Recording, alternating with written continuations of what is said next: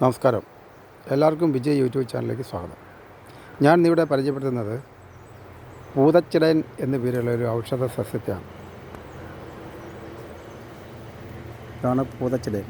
നമ്മുടെ തൊടിയിലൊക്കെ സാധാരണ കാണുന്നതാണ് ഈ പൂതച്ചിടയൻ. ഇതിൻ്റെ ഔഷധ ഗുണമെന്ന് വേറെ തന്നെയാണ്. ചോരയൊലിക്കുന്ന മൂലക്കുരുവിന് ഏറ്റവും നല്ല ഔഷധമാണിത്. എന്നിട്ടൊരു 3 ഇല പറിച്ച് കയ്യിലിട്ട് തിരുമ്മിയിട്ട് മലദ്വാരത്തിനുള്ളിലേക്ക് കയറ്റി വെച്ചാൽ എത്ര ദൂരം വേണമെങ്കിലും ബൈക്കിലോ മറ്റു വാഹനങ്ങളിലോ മൂലക്കുരു രോഗികൾക്ക് യാത്ര ചെയ്യാൻ പറ്റും.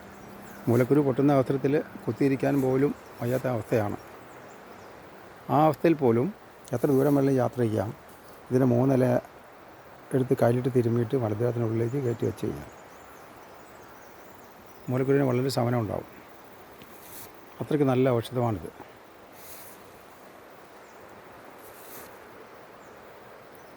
പിന്നെ പ്രത്യേക ഒരു സുഗന്ധമാണ് ഇതിൻ്റെ ഇല തിരുമ്മി കഴിയുമ്പോൾ.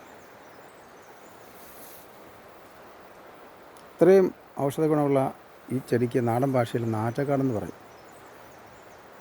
നാറ്റക്കാട് എന്ന് പേരിട്ട് ഈ നല്ല ഔഷധ ഗുണമുള്ള ചെടിയെ ചിലർ നാറ്റിച്ച് കളഞ്ഞിരിക്കുകയാണ്.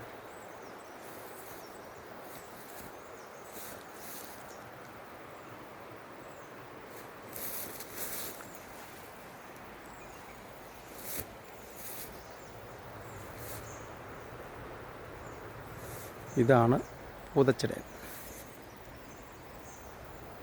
അപ്പോൾ മറ്റൊരു വീഡിയോയുമായി വീണ്ടും കാണാം. വിജയ്.